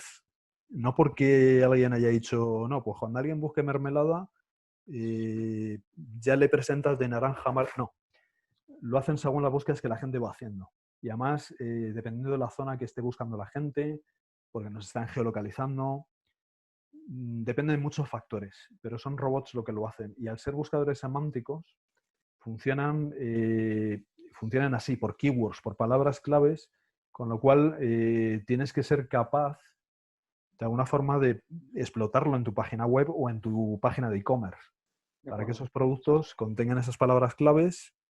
En el caso de la mermelada, por ejemplo, pues si vendes mermelada, utiliza esas palabras claves en el texto descriptivo del producto. De tal forma que cuando alguien busque mermelada, pues aparezcas en los resultados de Google. Así funciona Google. Y funciona como el cerebro, ¿sabes? Sí. Hay una teoría Porque son robots al final, Isaac, por eso te decía. Sí, totalmente. Funcionan, te decía que funcionan con la misma lógica del cerebro, porque hace poco hay un libro de Carl Friedman, un científico inglés, que él ha desarrollado básicamente la fórmula del cerebro. Dice, cuando el cerebro se enfrenta a situaciones nuevas o caóticas, tiene la posibilidad de aprender. Se plantea dice, hay algo que no está bien, voy a buscar, recién aprendo. Y se nutre de esa palabra para poder hacer una nueva búsqueda. Lo que le pasa a Google. Cuando no ocurre el caos y ocurre que todo está bien, efectivamente lo que ya tienes te sirve para encontrar. Entonces, Google utiliza mucho esa lógica, es decir, cuando hay algo nuevo, pues lo que hace es actualizar ese algoritmo, ¿no? Sí, básicamente lo hace, digamos, sobre los contenidos que hay en la web. Es decir, en la red hay miles y miles de páginas web que ofrecen miles de contenidos. Con lo cual, si yo, por ejemplo, tengo una clínica dental, soy un dentista y tengo una clínica dental, seguramente en mi barrio pues hay 50 clínicas dentales más y seguramente en mi ciudad, en Madrid, pues hay 3.000 clínicas y seguramente en España pues habrá 50.000 y en el mundo pues millones, ¿no? Entonces, al final, ¿qué hace Google? Rastrea todas las páginas. Al final, cuando hablo de Google, digo el robot, realmente. Lo que hace es rastrea todas las páginas web y mira esas palabras claves. Pero mira otros factores también, sobre todo el factor de calidad. Es decir, cuando alguien busca en Google clínica dental en Lima, por ejemplo, vais a ver que aparecen, en los resultados vais a ver que aparecen colocadas las clínicas y eso no es por casualidad, porque si buscas mañana vas a ver que salen las mismas. Y si buscas dentro de un mes, seguramente, más o menos van a ser las mismas, en la misma posición. Igual alguna ha cambiado, pero más o menos siempre son las mismas. ¿Y por qué ocurre? Porque Google mira el factor de calidad. Es decir, Google intenta posicionar mejor a aquellas webs que realmente ofrecen una información relevante al usuario. ¿Y cómo sabe el robot de Google lo que es una información relevante? Pues bueno, están programados y de alguna forma se puede hacer. Por ejemplo, la longitud de textos. Si tú tienes una página web que tiene muchas pestañas de navegación, donde tienes muchos textos, muchas imágenes, pues Google entiende que obviamente tienes una página que está dando mucha información y además bien estructurada, con lo cual estás dando información valiosa. Y además, si estás hablando de, yo qué sé, pues mermelada de naranja, ve que en otra página hablas de mermelada de fresa, en otra de mermelada de... Con lo cual, él de alguna forma está programado para entender el grado de calidad o relevancia que le estás dando al usuario. Y si es bueno, te colocará muy arriba. Si no es bueno, te dará una puntuación mala y te va a colocar abajo. De acuerdo. Es uno de los factores, hay muchos más. Pero qué impresionante lo que acabas de comentar, porque realmente es un algoritmo bastante complejo, Sí. porque es bastante amplio, pero interesante lo de nutrirse de nueva información, ¿no? La posibilidad de, claro, de operar, pero además nutrirse, y es como que va amalgando cada vez más y más información. Claro, claro. Lo hace en base pues, a todas las búsquedas que hacemos en la web. Es decir, nosotros Sí. nosotros en la web tenemos un perfil y Google sabe perfectamente quiénes somos. De acuerdo. Creo que sobra decir por qué, ¿no? Porque almacenamos unas cosas que se llaman cookies, que creo que todos almacenáis, Sí, ¿no? de acuerdo. Yo las almaceno. Si quieres navegar por la web, tienes que almacenarlas, no hay otra. Sí. Porque como digas no acepto la política de privacidad, no te va a dejar. Con lo cual, obviamente, cuando entras en una página web, vas a aceptar la política de privacidad y en ese momento el navegador te va a inyectar unas cuantas cookies. Cuando digo unas cuantas, pues obviamente son como 15 o 20, ¿vale? ¿Qué ocurre? Te está identificando ya Google y de alguna forma, y más si te logas en sus servicios y tú estás logado a tu cuenta Gmail o lo que sea, pues más todavía, ¿vale? Porque de alguna forma ve que estás en Google Chrome, ve lo que estás, por dónde vas navegando, ve lo que estás buscando y si estás logado en su cuenta, pues más todavía, ¿no? Entonces, ¿qué ocurre? Que de alguna forma analizan los hábitos, es decir, están mirando qué es lo que estás buscando, con qué frecuencia, si estás mirando con qué calidad, si está buscando cantidad, si está buscando precios, lo están almacenando y de esa forma, ¿qué hacen? Pues obviamente están al servicio de la publicidad, con lo cual la publicidad que te van a mostrar luego en el periódico o en cualquier otro sitio que vayas va a ser la que está relacionada con tu hábito de búsqueda. De acuerdo. Es impresionante esto porque, bueno, y que hay que aprovecharlo, ¿no? Porque si entendemos esta lógica, Sí. de alguna manera podemos ponerlas hacia nuestro favor. Como te decía, hay muchas cooperativas y asociaciones en el Perú que aún no han desarrollado, por ejemplo, o empresas mismas del sector microfinanciero, que no hay no han desarrollado páginas web o tiendas virtuales. A partir de esta coyuntura COVID-19, creo que la gente ya entiende perfectamente la necesidad que hay que tiene el sector virtual en la vida económica. Claro. Eso es clave. Eso es lo que llaman el Big Data, pero bueno, no es otra cosa que aplicado. Imaginaos, por ejemplo, que en Lima, ¿cuánta población tenéis? Yo creo que es una ciudad grande, ¿no? Con 10 millones son 7, 8, bueno, son 9 millones aproximadamente. Bueno, pues imaginaros que Google es capaz de geolocalizar todos los smartphones de esos 10 millones de personas. ¿Qué puede ver Google? Pues puede ver dónde se geolocaliza la gente, dónde están ubicadas las personas. Con lo cual te ubican a ti, en qué zona te mueves y además están de alguna forma mirando lo que estás buscando en el smartphone.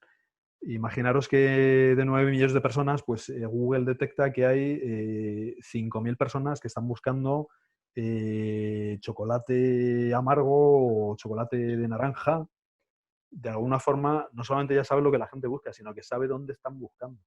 Además, aprendizaje continuo, ¿no? Porque es inmediato, permanente e inmediato, ¿no? Sí, es continuo y la geolocalización está al servicio de la publicidad. Es decir, en ese momento Google sabe dónde estás y de alguna forma cuando buscas algo, pues ya te está indicando cuál es el sitio más cercano al cual puedes ir a buscarlo.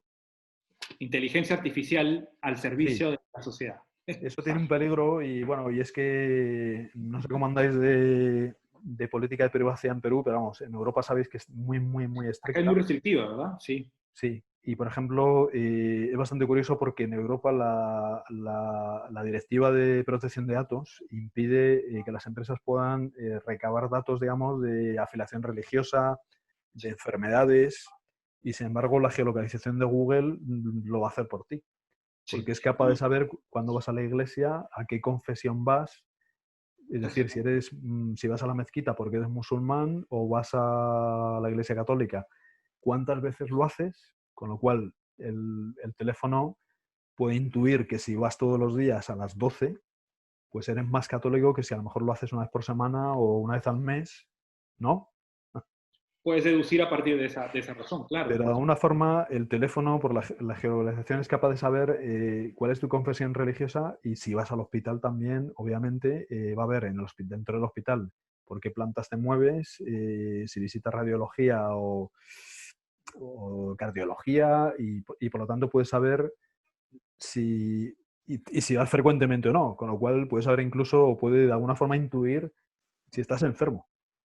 Totalmente, impresionante. Y Curioso. claro, la información llega a los médicos y claro, tienes el tema del concepto del Open Access. Justo hay un congreso de investigación que es también en Suiza, es en Basel, sobre el Open Access, ¿no? Ellos están viendo la posibilidad de cómo, claro, existe esto de la restricción de la información y todo esto, pero cómo afecta este tema al mundo científico, ¿no? O sea, claro, porque para la gente que hace investigación es un dolor de cabeza encontrar gente que te permita y que te dé la posibilidad de acceder a esa información para poder investigar, porque si no hay encuestas, si no hay información, si no puedes acceder a la información, no puedes hacer investigación. Claro, es lo que pasa en España ahora, por ejemplo, con la aplicación de COVID, que es un rastreador de contactos de COVID, que no la pueden poner en marcha precisamente porque no cumple la ley de protección de datos, con lo cual han encontrado problemas y de alguna forma tienen que sortear esa ley de protección de datos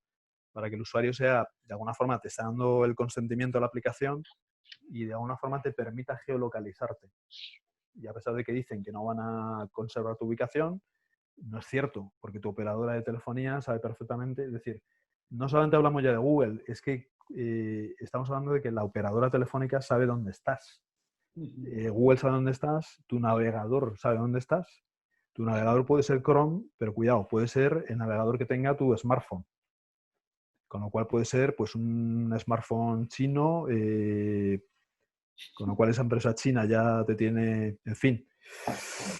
Mapeado y todo. Sí. Impresionante. Bueno, hay una consulta de Pedro Saldarriaga acerca, bueno, Pedro, ¿cómo estás? Dice, en la cual coyuntura, voy a leerla, en la cual coyuntura, ¿cuál es la tendencia de consumo de productos envasados, alimentos naturales, sin gluten free, orgánicos, sin azúcar, sin grasas saturadas, con stevia, bebidas con chía y quinoa, jengibre, maíz morado, con alto porcentaje de antioxidantes? Bueno, lo que decíamos, creo que está totalmente alineado con lo que hemos comentado sobre el tema de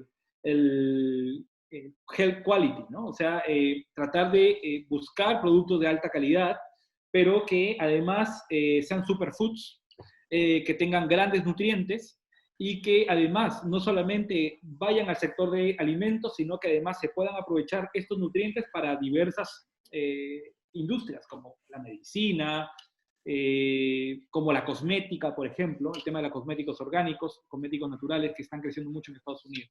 No sé si, Enrique, por favor, si estás de acuerdo, si puedes agregar algo sobre el tema digital, de cómo pueden llegar estos superfoods a la zona donde le interesan. Por ejemplo, hay una base muy conocida que es el Trade donde tú puedes acceder a tener teléfonos, contactos directamente a través con una cuenta, haciendo una búsqueda muy directa y poder acceder digamos, a empresas de cada sector, ¿no? Esto ya está en la web, se puede acceder, por ejemplo, una de las herramientas de inteligencia comercial muy conocidas es esta.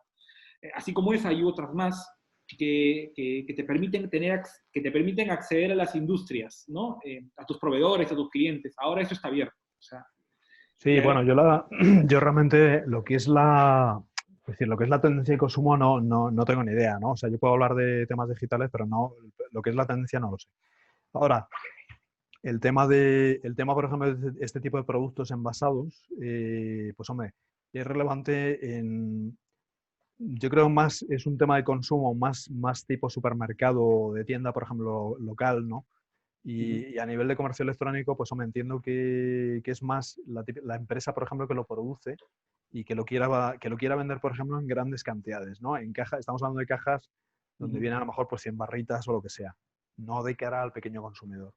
El e-commerce, el comercio electrónico, realmente, pues tienes que mirar si primero es algo, o tu producto es algo que va a llegar al consumidor de la calle, o es algo que va a llegar digamos, a lo que son retails.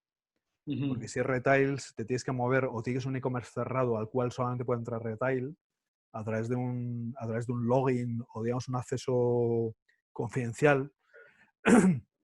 Y al final, si es un producto que de alguna forma van a consumir la gente de la calle, pues no deja de ser un e-commerce como cualquier otra tienda, ¿no? Puede ser pues aquí un supermercado habitual o lo que sea. Perfecto. Bueno, buenísimo. Yo les agradezco, bueno, primero a Enrique por su presencia y además por los grandes aportes que ha tenido en esta presentación. Bueno, a todos. Muchas gracias a vosotros también, Isabel. Se me ha hecho corto, al final. No, por favor. Ha sido muy, muy provechoso tenerte y bueno, seguramente Apia ya se queda con ustedes para brindarles información. Esta presentación, de hecho, va a estar disponible en web. Si Enrique te parece, va a estar, sí, va a estar claro. con protección de datos. Ahora hay que preguntar por si acaso. No hay ningún problema, no. Lo cumple perfectamente. Muchísimas gracias. No, nosotros tratamos de que, de alguna manera, la información a través de estos webinars, gente como Enrique, grandes expertos internacionales, lleguen a empresas como las que ustedes manejan y que mucha gente se pueda beneficiar de manera abierta. El Open Access es filosofía de IP y bueno, tener la posibilidad de generar investigación, generar conocimiento, nuevo conocimiento a partir de lo que nosotros podamos aportar o lo poco que podamos aportar. Muchísimas gracias por mi lado. Muchas gracias.